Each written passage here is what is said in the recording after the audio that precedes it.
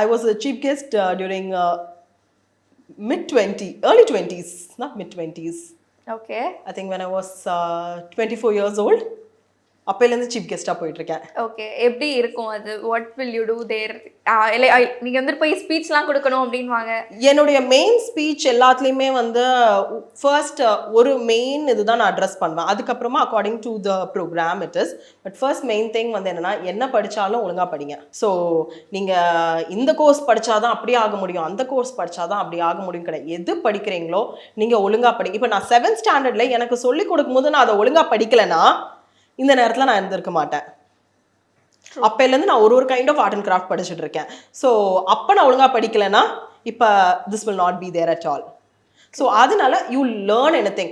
And இன்னொரு கோர்ஸை வந்து இழிவாக பேசக்கூடாதுன்னு சொல்வேன். Even if you are learning geography, it's okay, you will have a life in it. நீங்கள் ஹிஸ்ட்ரி படித்தாலும் உங்களுக்கு ஒரு லைஃப், ஒரு கரியர் இருக்கும் அதில் வந்து. ஸோ நான் இந்த சப்ஜெக்ட் படிச்சேன்னா தான் இருக்கும், அந்த சப்ஜெக்ட் படித்தாதான் ஒரு கரியர்ன்றது, டோன்ட் புட் எனிபடி டவுன்.